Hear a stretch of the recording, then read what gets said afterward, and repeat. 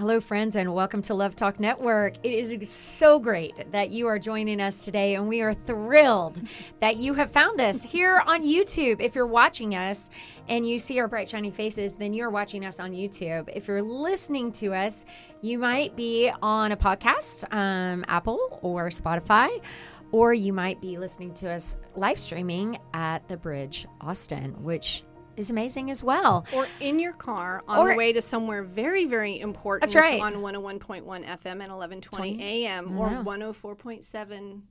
That's right. That's right. So many ways, but we're just glad that you are to with find us. I'm Coach Carrie Brinkgater. That is Kathy Enderbrock. And this is Marlene McMichael. And as you can see, we've got a male voice in the studio today. This is Paul Kuhn, everyone. Glad to be representing the guys. That's right. We're counting on you. Seriously counting on you. You guys probably remember hearing Paul a few weeks back. We had Paul and a colleague of his, Kip, on the program before we started videoing to discuss his marriage ministry conference. And so now you get to see Paul. And today we're going to be discussing the foundations of thankfulness, friends. The foundations of thankfulness. So how are you guys doing? Before we get into all that, how's it going? How are you, Kathy? Good. I am waiting for my life to be changed this November because of everything that we've learned about thankfulness in preparation for these programs. And I think, typically with the whole November 5th thing and the election, everyone's kind of stressed and everyone's just been holding their breath. And I will just say it is time to switch gears, focus on some thankfulness. And it is amazing the way that thankfulness can transform your mind and your heart and your life and your family. And, we've never really gotten a man's perspective on thankfulness. When we've talked about thankfulness, we've always had women on the program for some reason. Mm-hmm. And so to get a man's perspective on how to lead out in the family with thankfulness, I just think it's going to be an incredibly different Thanksgiving for all of our listeners who are willing to just listen and press in and take some guidance. And for all of our men out there who are listening, if you need a bit of encouragement, Paul's your guy. Today's your day. Yeah. That's right. That's exactly right. How are you, Marlene? Do you have pumpkins on your front porch? Of course. Of course. I couldn't remember. What about Doesn't a mum? everybody? I know. Yeah. Mums. I like the mums. The mums are there too. I wish they didn't die. They're so pretty. Well, I have this saying.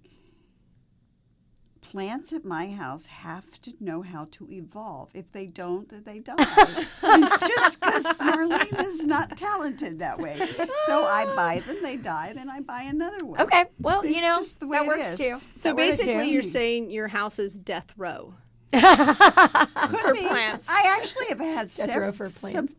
two ferns that are gorgeous that have lived through the summer, which is rare. Okay. I mean, that's like put it in the. That's big time. You got to write that down. Really? I'm Well, super I proud of will say, myself. if it weren't for my husband and my middle daughter, my house would be death row for plants. Really? I kill them like nobody's business. Oh, yeah.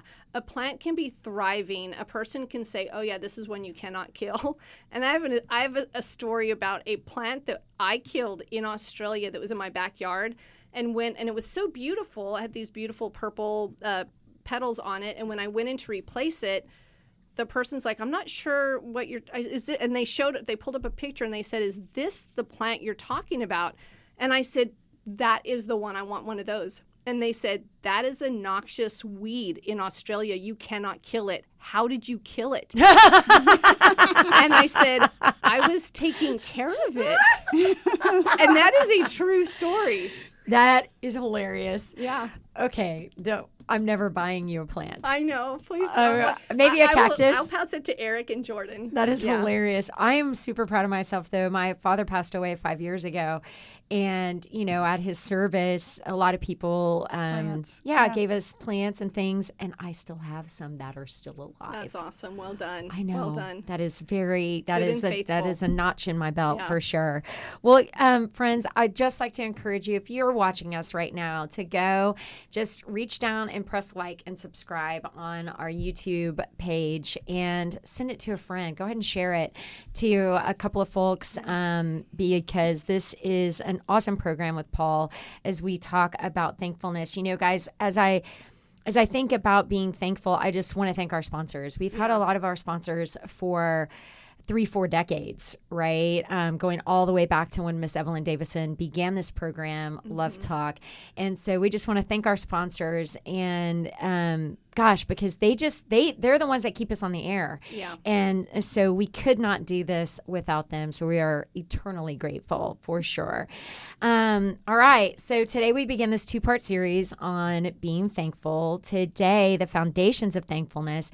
And then next week, we're going to talk about the impact of thankfulness. Y'all, you will not believe what the impact of thankfulness, the effects it can have on your physical health. Okay. So stay tuned. Make sure you tune back in next week because this 2-part series can change your life, like Kathy said.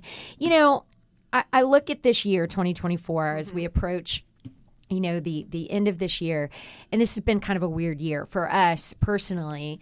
My husband's business, it's just been a weird year in real estate. It's been very, very different than it has been the last decade. So that's been a little strange for us. You know, our house is empty. It's super quiet. Paul, you know this, right? Your house is quiet too. Kathy, your house is quiet. Marlene, your house is quiet. You have Teddy. We don't have a dog. And not right now. Our cat is not very loud. And so that has been this kind of adjustment period, right? After 22 years, we left the church that we have been members of and very, very active in for 22 years. And so we were looking for a new church. We just had a lot of changes this year. Yeah. 51 feels a lot different than 41. Yeah. Stop, Marlene. Stop. It just does. Lots of things. And so there are a lot of things that I could complain about. Yeah. 100%. Right. But in the same breath, I think my mom is super healthy and she's doing well. Like she's happy, she's healthy. She has an amazing group of friends around her. My kids are thriving. I have a roof over my head. I mean, all of the destruction of the hurricanes in the last several months. I mean, I have a roof over my head. I have a car to drive. I don't have a tree sitting in the middle of my living room, right? I have food on my table every night. You know, I am so grateful for all of these things. I'm grateful that my kids have an opportunity to go to college. I'm grateful that I have the opportunity to be a co-host of this amazing radio program and podcast. I'm thankful that I have a job where I get to coach people that have movement disorders. I love my job, right? And so there's so much that we could complain about. Yeah. And there's so much that we can be thankful for. It's a both and. Yeah. Right? It's a both and. Today, I just want us to dive headlong into how do we set a foundation for thankfulness in our homes. You know, Marlene, I know you did this with your daughter, Cara. Kathy, you and Eric have done this with your 3 girls. And we've done this in our family. I guess I should have polled my kids.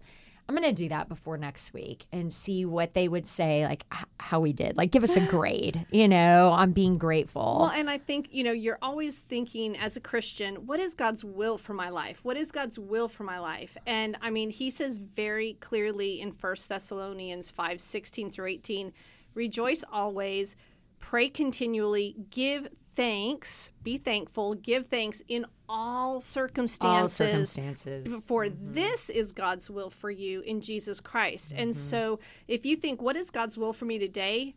At a minimum, be thankful. And then you're starting to kind of step into those waters of God's will for your life. Be thankful. What would happen if tomorrow the only thing that we woke up with was what we were thankful for today? Right? I mean, just think. Oh, man. Ask that question again. Well, everything else fades away. Yeah, except, so tomorrow, when you wake up, the only thing that is in your life that you have, that is surrounding you, is what you were actually thankful for today. So what you're thankful for today determines what you have tomorrow.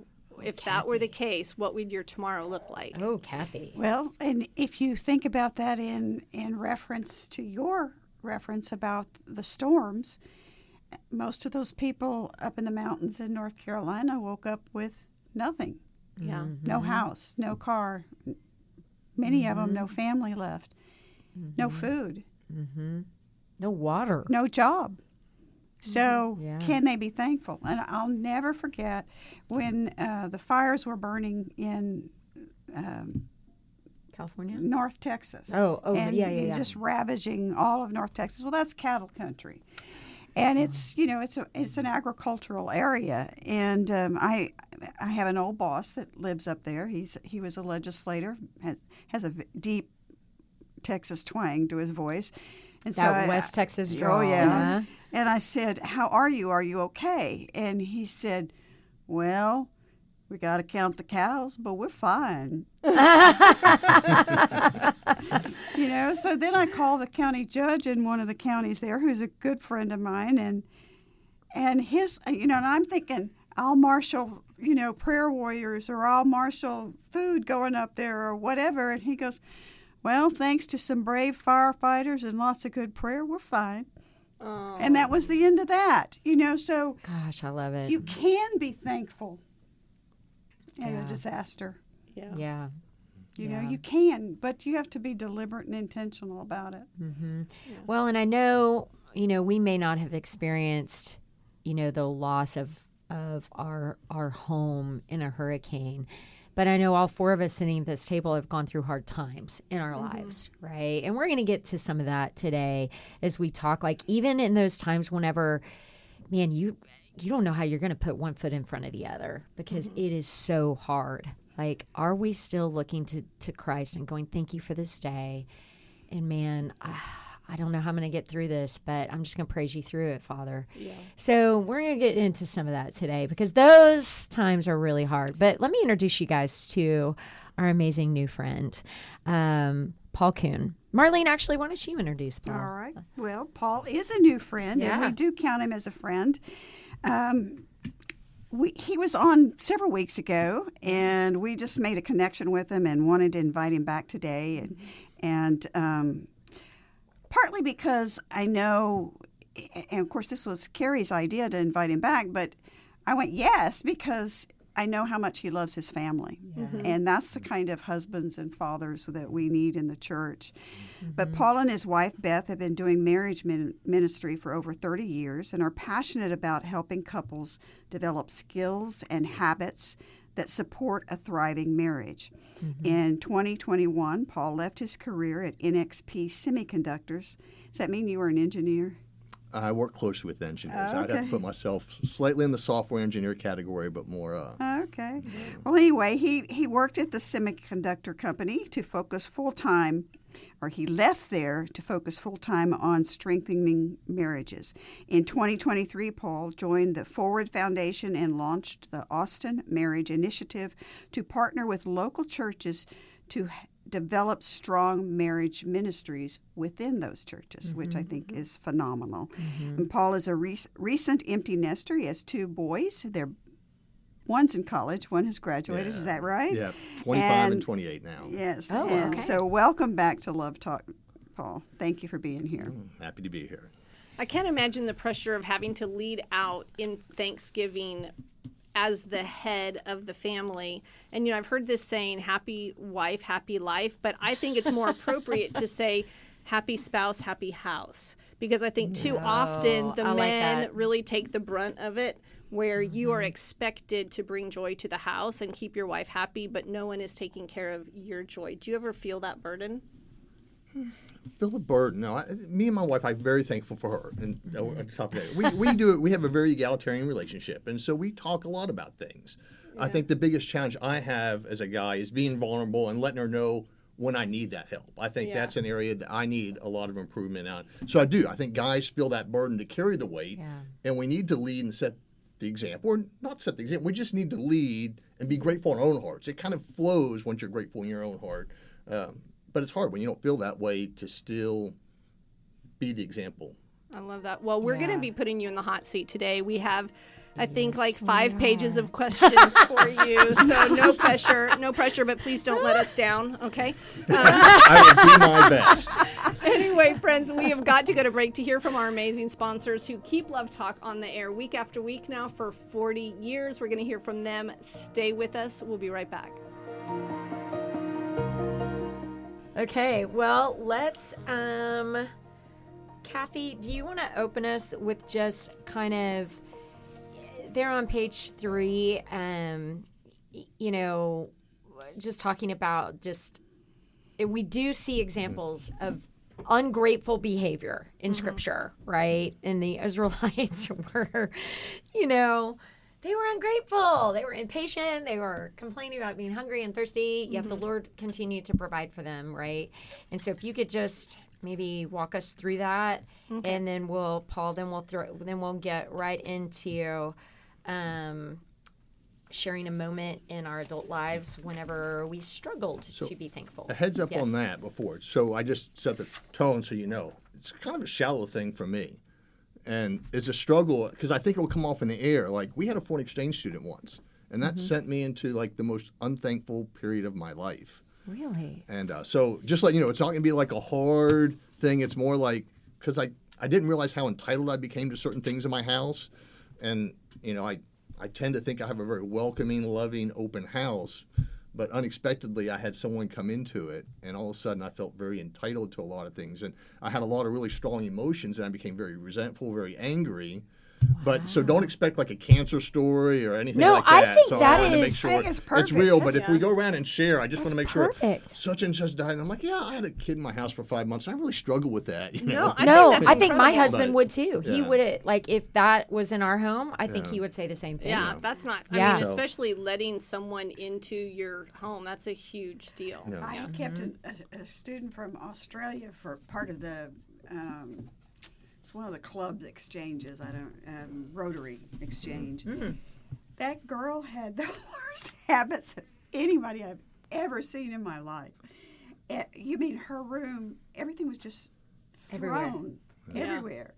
I mean, everywhere. Yeah. And she wasn't communicative. She, you know, she'd come eat and then she'd leave, or she'd take it into the room. Yeah. And I'd kind of go, okay. Yeah. But It's I mean, interesting. it was like, I think that's good. it was yeah. a shocker for me. Yeah. And she insisted that we go shopping at the Domain, and I had to buy her a dress. And I said, I'm not buying that unless you call your father, because it was a party dress. Oh. And I said, so you're going to have to take pictures. And anyway, it was the most amazing experience I've ever had. Wow. Most amazing experience. It I love was. your definition of amazing. That's so funny. Okay. And when I introduce you, Paul Kuhn, do you want me to introduce you as with the Forward Foundation or with the Austin Marriage Initiative? I prefer the Austin Marriage Initiative. Okay. Perfect. All right. Okay. Did you tell me I'm bringing us in? You Or did are- you say- You okay. are, darling. Okay. Okay. We ready, Leanna? Yep. Okay. 3, 2, 1. And welcome back, friends, to the Foundations of Thankfulness here on Love Talk. I'm Kathy Endebrock in studio with the amazing Coach Carrie Brinkater, the marvelous Marlene McMichael, and our very special guest, Paul Kuhn with the Austin Marriage Alliance. And so, Paul, you are really helping us understand Thanksgiving today from the man's perspective, and you have promised not to let us down, so we're counting on you. And so this is the one thing I do want to say. Does it dismay God and surprise God and throw him on the back foot when we are not thankful? And I would submit this to you. You guys can tell me what you think. I think God is not surprised at all. Like, he has literally shown us all through the Old Testament his chosen people who he provided for, who he set apart. He literally split the waters of the Red Sea and had them cross on dry ground, not muddy at all, dry ground, totally dry. He provided for them in every possible way, even light, a fire, a pillar of fire at night, and a cloud by day, so that they wouldn't get too hot. They'd get their poor little selves too hot and sweaty. And yet we see them grumbling in the desert. So over in Exodus chapter 16, verses 2 through 3, the whole community of Israel grumbled against Moses and Aaron. And at this point, they're called Hebrews. But anyway, they said to him, no, that's right. They are Israel at this point. Yeah, they are they're Israel Israelites. at this point. They said, if only we had died by the Lord's hand in Egypt, where we had sat around pots of meat and ate all the food we wanted, but now you've brought us out into this desert to starve the entire assembly to death. And you just go, oh, what a drama queen. Like, seriously, Israel, the leaders, total drama queens. Like, I would say worse than my youngest daughter, and that is saying a lot, I will say, right? And so they were unthankful. They were saying, we are hungry, we're thirsty. They were impatient. There was a lack of trust in God, even though he had performed miracle after miracle after miracle. There was still a lack of trust. There was resistance to change. Can anyone relate, right? Who likes change? Right. And so they're grumbling, they're complaining. Their lack of gratitude did come with consequences. They literally lost out on what had been promised to them. None of them got to see the promised land. And only their children, despite getting saved from slavery, despite all of this stuff. And so I would just say God is not surprised. He gets it. There are consequences if we don't get our hearts in check. And so, I mean, Carrie, Marlene, Paul, have you guys ever struggled with thankfulness? Like, can you think of a time in your life where God had been faithful, he had provided, yet you got in this situation of change, and all of a sudden, thankfulness went right out the window? Paul, I'm going to let you start. For me? Yeah. Boy, I think my thankfulness, I think that story is very true. I think in general, we get comfortable, we can get content, we get entitled, and that kind of breaks down. And for me, that kind of struck me off guard. I was really surprised. I went through a period of a lot of frustration, lack of thankfulness. Gosh, my kids were probably like 6 and 9 at the time. And I got a phone call from my wife one morning and said, hey, there's an opportunity to have a foreign exchange student.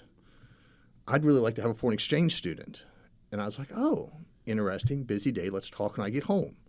72 hours, I had a 15-year-old Brazilian 72 hours later. in my house. Not much time to prepare. It sent me kind of on probably the most unthankful period of my life for the next 5 months. And it was really kind of an odd journey. It was kind of in my face. And it really made me examine hard, what I thought was truths about myself that actually weren't truths, and things that I kind of took for granted. I was very, I would say, entitled at that point in my life, and I didn't realize how entitled I was. So I look back to kind of the Israelites. If you look at the history, there's periods of entitlement, and they forget how hard it is to be grateful for the simple things that you just take for granted in your life. So that would be my phase. I can go into more later if you want. How did you pull out of that? Like, how did you look? Go ahead. Well, and how did your wife respond? Yeah. With that, she was supportive. She's always very supportive. She knew it was very hard for me. I went to my friends, went to a counselor at that period of my life, because I knew in my head that I was angry, I was resentful, I was frustrated, I was jealous. Were all the feelings I had. In my head, I'm like, Paul, you have this beautiful house, you have this beautiful family, you have this extra room. This kid wants an opportunity to experience America. Why are you not welcoming into your house? What is it inside of you that is not letting you do that? So deep self-examination, some help from that, lots of prayer. I mean, I would scream at God, like, why do I feel this way? This just is not right. Wow. And I would say I worked through it, hard 5 months, but I think it was years after that really processing that, I did grow up in a situation. I was the oldest male child. I did have a lot of privilege. My house was my castle. I was entitled to, once my younger kids, youngest one being 9, went to bed at 8:39, I had an hour with my wife. Yeah. With a 15-year-old teenager in the house, I no longer had that hour. So all of a sudden, I just felt like everything was taken from me that I was entitled to. And it took me a lot because I didn't know what was causing those feelings inside me. Yeah. So a lot of self-examination, a lot of support, and a lot of patience from my wife. Yeah. Wow. Way to go, Beth, right? Yeah. But I like that you know, we do have to examine whenever we're going through periods of being ungrateful, we do need to examine why. Mine is really shallow. I mean, I'm embarrassed to say this, but I'm going to say it. So I always told my husband, I don't want a minivan. Okay. Y'all, you can laugh out loud. Beth never drove a minivan. Okay. But my husband, I loved my minivan. well, my husband really liked minivans. He was like, Carrie, these are so practical. You're going to love this door. Like, it just slides open and the kids can just go in and out, and you can park it in the garage because the door's not going to swing open. The kids will just get out. Like, it'll be amazing. All true. You're Yes. selling me hard. All true. I know. Yeah. And he was like, we have big children. Like, I am the smallest one in the family at 5'11". Okay. I have, and my children had tall friends because they all played basketball. And so we had big people that were traveling in our cars. So one year, my husband, as a surprise, went and bought me a minivan. As a surprise. Took my Paul's face is like, oh man. Paul's like, I need to be talking with Ashley. He actually took our son with him to purchase the minivan. And when they got home, my sweet little son, he was like 5 or 6, was like, Mommy, Daddy bought you a present. You know, he was so excited. And I walked outside and I could not be grateful. Inside, like, I wanted to on the out, like, I wanted to so badly. What a gift. My husband, like, he's like, you will love this. Carrie, I know you're going to love this.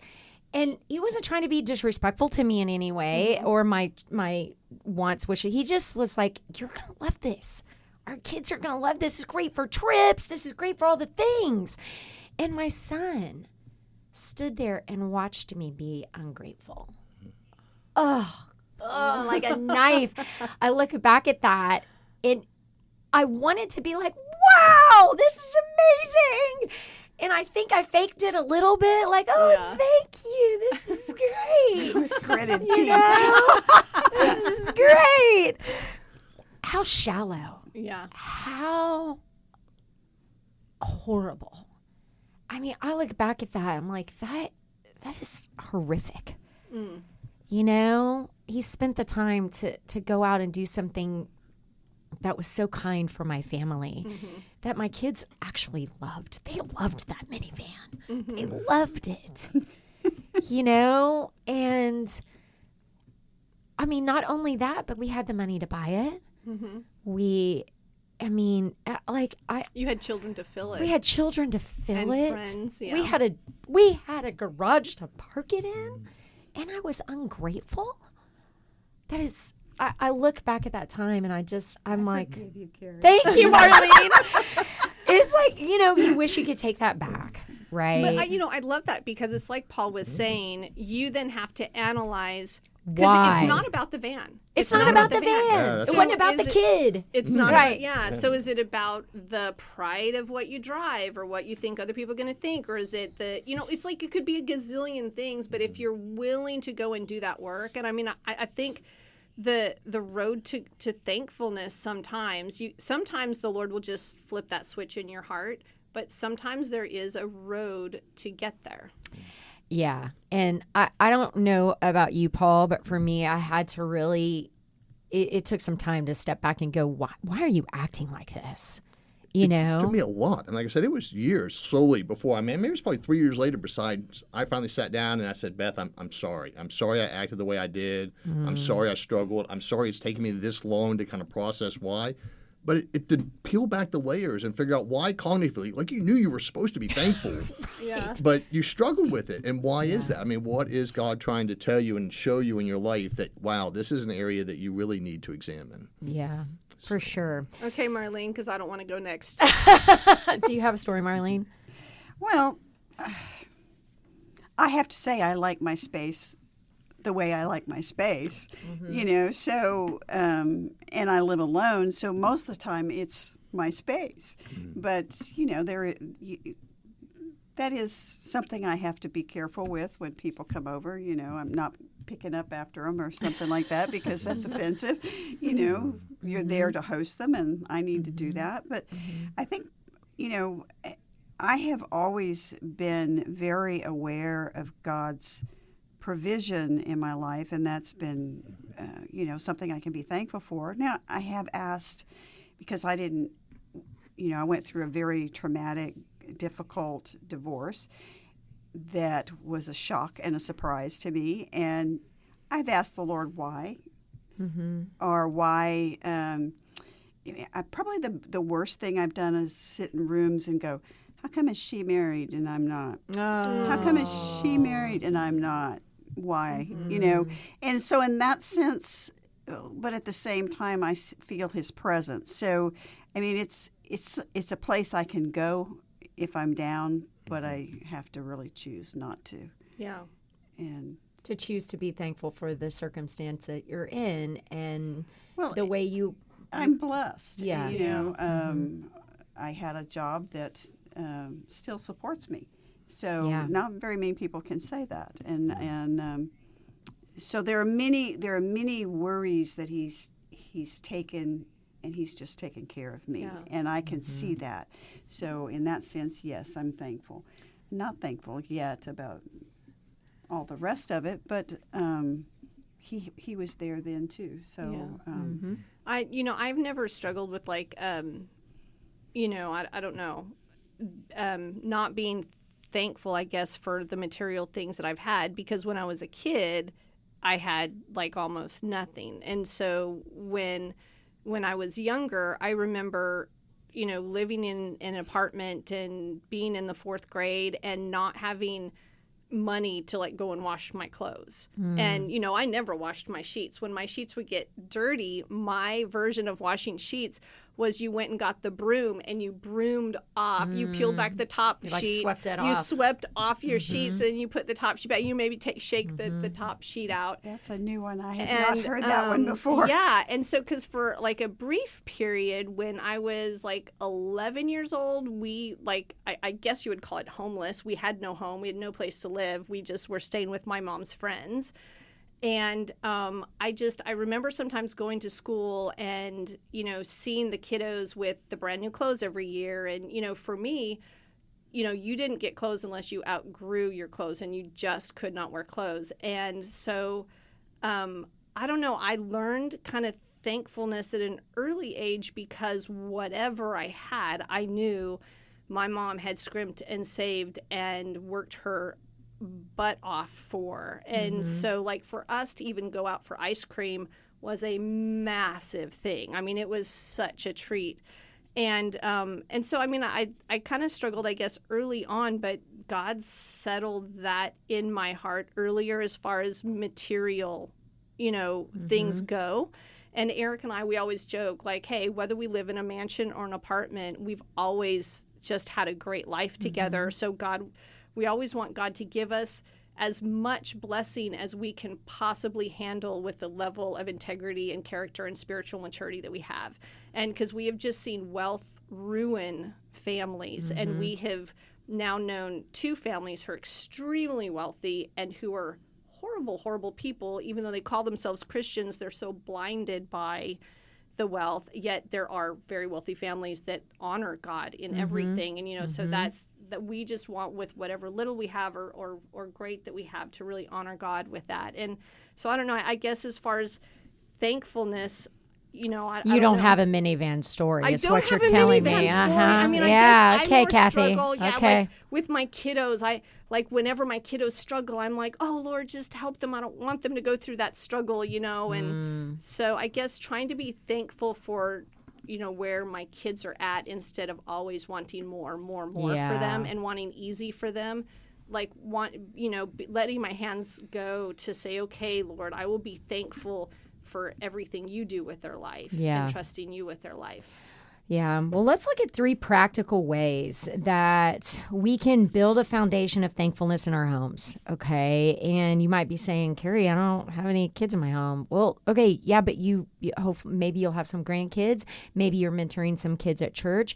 Maybe you can set a foundation still with your spouse, with your friends that are coming to your home, right? All of this can happen no matter what stage of life that you are in. All right. So we have these 3 practical ways: modeling thankfulness through prayer, right? Teaching gratitude through service, and speaking words of gratitude regularly. Okay. So Paul, how in your house did you model thankfulness through prayer? Did you guys have something special that y'all did? I think in prayer life, I think the word stood out the most. And in general, I think when you're grateful, or for me, and this is just from my perspective, it's a state in your heart. And so I think it naturally comes out in your prayer life. So it comes out just, we would pray at dinner times, at meals. But where it's come to my awareness later in life, we did a lot of gathering in our house. We are an entertaining house. So end of soccer season, end of whatever it was, people came to our house and we gathered. And we always paused, no matter what was going on, no matter what the group, whether they're a Christian group or not, before we served and started serving the food, we would always stop there and pause and just thank everybody was there, thankful for the season, thankful for the gifts, just kind of put a thankfulness out there of every person that came together that summer, what everybody brought. And I've had a lot of people come back later in life say, wow, that was really nice. And I never thought anything about it because it was just integrated into our prayer life at the house. So for us, it was very normal. That's awesome. That's awesome. So your boys just learned that from you setting that tone in your home. Now, you said you talked to your wife before you came to this program today, or I guess last night, and because you were like, were you nervous? But this is what you said. You were like, she affirmed you. She affirmed that you did these things in the home. She's like, Paul, you live your life in a thankful way. Because I was thinking, like, when you were talking about what do you do, and she's really the one that would take our kids out and do outside service projects. So I was like, well, you're the one that actually went and fed the homeless. You're the one that did that. You're like, no, but you're the one that was in the neighborhood association. You showed up early to church. You did everything. You were always involved. You were always engaged in serving. And that really is the difference, I think. We have a different way of showing our gratitude. I do it in the presence and the ordinary of whoever I'm interacting with or whatever I'm doing that day. It's, opening the door for someone because you have the ability to do it. It's just looking around you to see where you can be thankful for the things that you have, that you can share that gift with somebody else, is the way I operate. And then with that, she operates more of, hey, how do we go out and actually share blessings with other people in the community? She does more of a very intentional outreach. And so I think hers is more publicly displayed, and which is something that when I thought going in, it's like, wow, you're the one that does that. She's like, no, you do it like 24/7, buddy. And that is awesome. I guess I do a little bit. You got words of affirmation from your wife. I love that. I think it's so interesting that you say that you're thankful and then you go and share, because I think the more thankful you are, the more generous you are,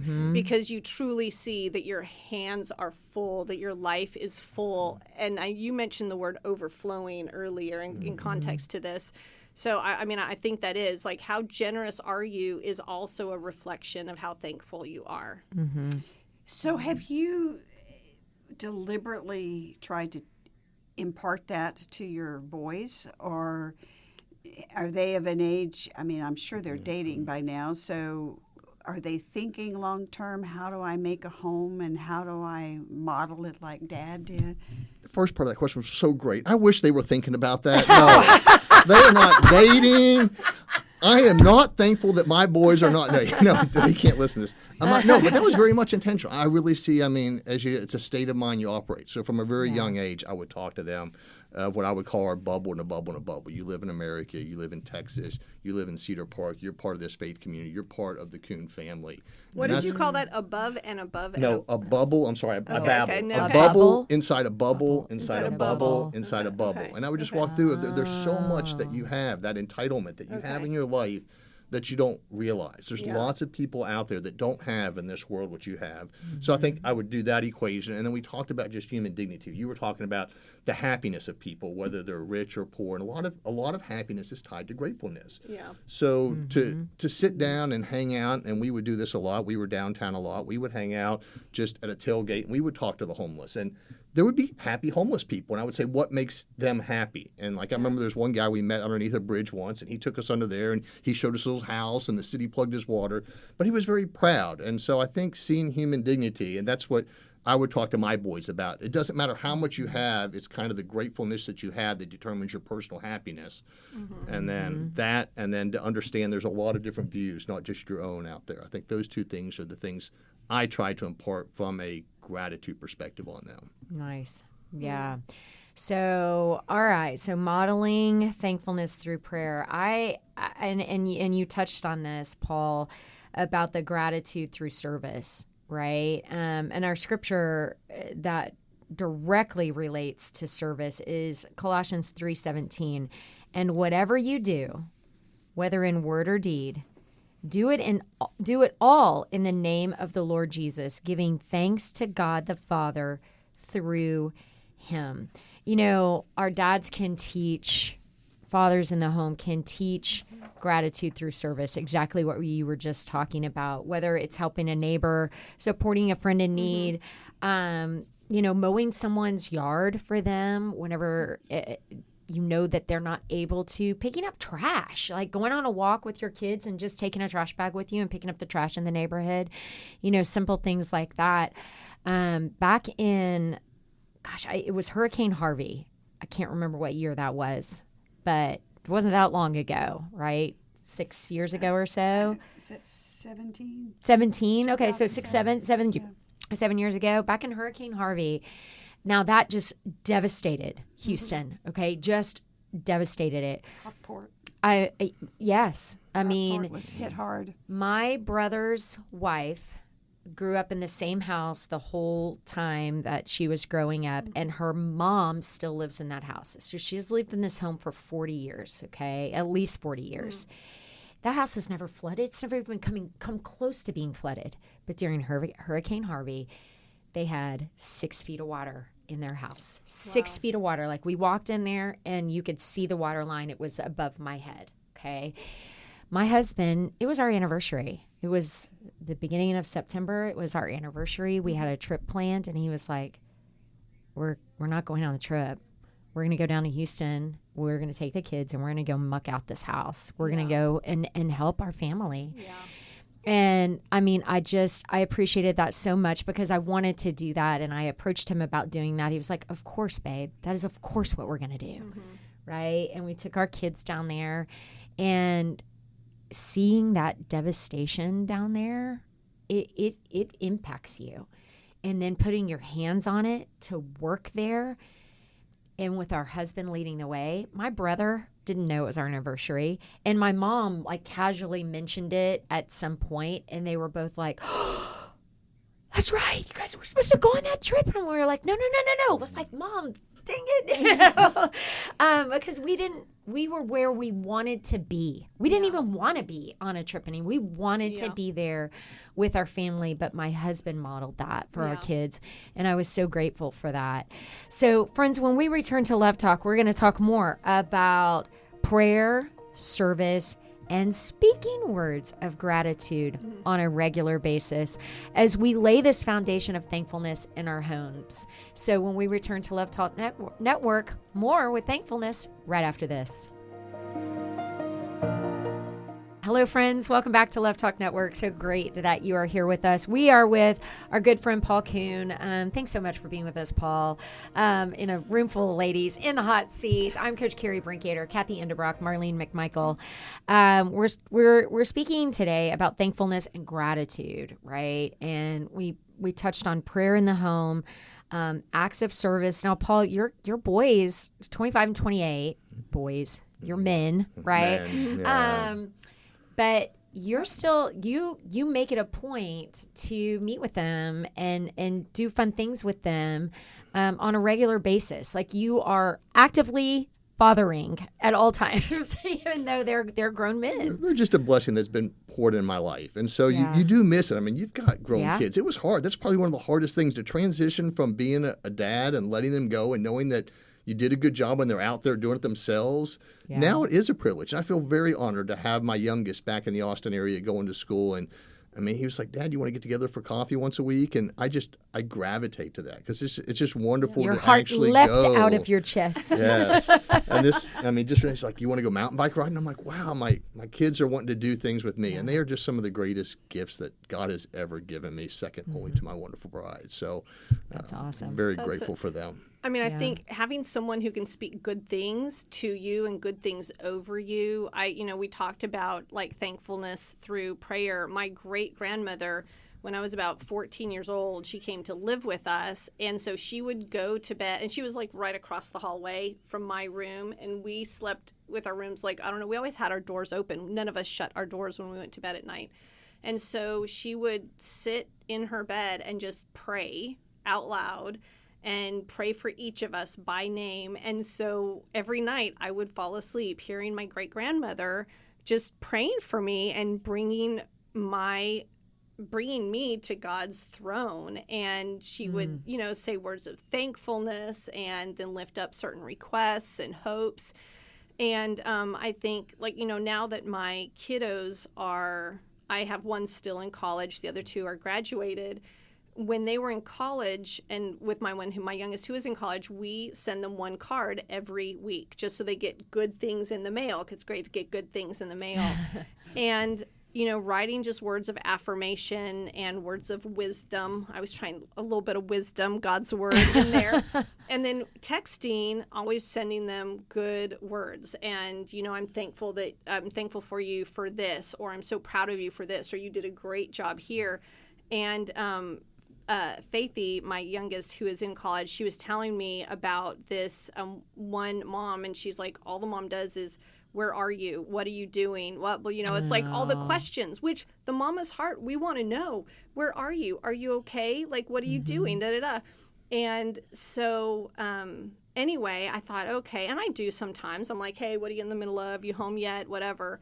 But speaking those good words, speaking those good words to people and telling them why you're thankful for them, I think that does something for the relationship and connection. I think that's so huge. I mean, one of the things I've always heard is that 5-to-1 ratio, and there's so many positive things that we see about our kids and our families and all those around us that we don't say. And what a blessing it is for them, for you. I mean, I'll say as the father of the household, I mean, to let your kids know, I mean, if you're really grateful for them, share them. I mean, all the great gifts that God put into them, someone needs to tell them what those are. And so to take an active role and just affirming them constantly, and I love the text, I think that too, just now and then, just shoot them a text, and even as adults, just, hey, I'm proud of you. I don't know what you're doing right now, don't know where you're at, but whatever it is, I'm just thankful for you. What is that thing? If you see something, say something. If you see something good in your child, say something. Yeah. Right. Well, the world is so good at telling us how terrible we are. Yeah. Parents really have to, and again, I use the word, it's like my favorite word, be intentional about affirming their children to give them good self-worth. I lost my father young, but my mom was really good about engaging with us and doing things that we enjoyed so that we knew we had a foundation. And so, I mean, I can't say that enough to parents. Kids, particularly in the social media world, have identity crises. They have depression. They have anxiety out the roof because they're not good enough as this perfect picture of what the newest rock star or the newest icon or the newest what are we called now? We're called influencers. Yeah. The newest influencer. So, who better to tell them than mom and dad? And I think that word foundation you said is so important. Yeah. And my wife's always been frustrated by this, but it's not fair. But as men, our word does have a little more gravitas to kids. It's not right. It's not fair. but it's true. And so every time you say it, it's important. That foundation has to be there to give them the self-confidence to go against all that influence that goes out there. And so that's something I just think it's important to, when you think something, say it. Is that what the saying was? You see something, say something. I mean, it's important that we build that foundation in our kids, and we don't just build it, we keep reinforcing it throughout their lives, of letting them know why we are grateful for them and just what beautiful creatures they are and what a gift they are to us. And I agree. I think that's especially important between the father and the son. You know, daddies always kind of gravitate to their daughters, but at the same time, I think the boys need to hear it from their father. Oh, yeah. Paul, I'm so glad you said that, because I was thinking it. You know, I am a really upbeat person, and so my kids hear from me all the time, like, I am so proud of you. Way to go. You're amazing. You're so smart, right? They hear that from me a lot, and it becomes noise, right? But their dad is more stingy with his compliments. And so when they get one from him, they're like, I'm so smart. I really am smart. I am so good looking, right? Or whatever. They feel it deeply. And so I'm so glad you said that, because you're right. That voice means so much. It does. And it's not fair. My wife used to get very jealous that I could come to school and make something happen, but you just get it. Just resonates deeper, maybe because we do hold them back, and maybe we should let them flow a little more freely, but it's important to kids to hear it. Yeah. Is Eric pretty good about complimenting you in the home? Eric is very good. Like, he went through this period where he was just sending me these really lovely texts, like, "Oh, I love you so much," and I'd be like, "What is going on here?" You know, it's like, okay, but yeah, he's a good guy. With the girls? Good about, Does he do that with the girls too? Oh yes. Oh my goodness. Well, because Eric never wanted them to be affirmed by some other boy more than they are affirmed by him, right? And so, good principle. And so when we're talking about all this, I don't know, Coach Carey, I'm thinking like a challenge for Thanksgiving, and like we can choose to step out differently. We can choose to step out better, and so. I do have a challenge. Yeah, okay. Okay, I have a challenge for everyone, and I want you guys to put in the comments how you are going to proceed with this, okay? You can do that on YouTube. So my challenge is to take one day over the next week where you do not utter one word that is negative. Not one word. And I know that you're just going to have to, like me, I'm going to have to take a breath before I speak, right? And we take a breath before we speak. Not one word is uttered negative. Now then, we may not have a problem affirming others. Like, you may be awesome at looking at your kids and telling them how great they are, looking at your neighbors and saying, hey, good to see you. Man, you're looking good today. You may not have any problem with that. But when you look in the mirror, you might criticize every single thing that you see. Yeah. And so we're going to have to take some thoughts captive, we because have to do that. Yeah, take the negative thoughts captive. No negative self-speech. No negative self-talk, right? Praise your spouse for the hard work that they're doing for your family. Thank the cashier at HEB. Call your mom or your dad and just say, thanks, I know that you did the best that you could. Thank you so much for that, right? Take a look around and count your blessings, right? Paul, what would your wife do? If you accept this challenge, what would your wife, what would change in your house? I would hope nothing. I must be doing this already. Yes. No, it really is. I mean, that's one of the key things. That's one of the things that we work very, very hard on, is affirming one another. I think that's a key, because if you don't, you start taking things for granted. So, we try to touch base on a regular basis every day, and we always try to start with some type of affirmation, whether it be for one another or just something we affirmed in the day. And it's a habit we built into our parenting life that we've continued to hold on to. So And it this is better why not you're- surprise her if I do this. Well, but this is also why you're in marriage ministry, Yes. because you're good at this. So tell our listening friends how, and our watching friends, how they can get a hold of you, Paul. How can they find your Austin Marriage Alliance? Well, atxmarriage.com is the website, and really what we focus on is how do we help churches build strong marriage ministries. So, Nice. it's not, we don't provide anything specific. What we try to do is kind of elevate and amplify all the great work taking place all across the city. So I really enjoy connecting people Nice. to the different resources out there.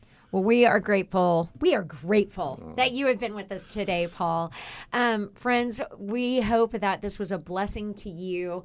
And my minivan story, you can't possibly feel worse than I do about my minivan story. So hopefully you're feeling pretty good about yourself.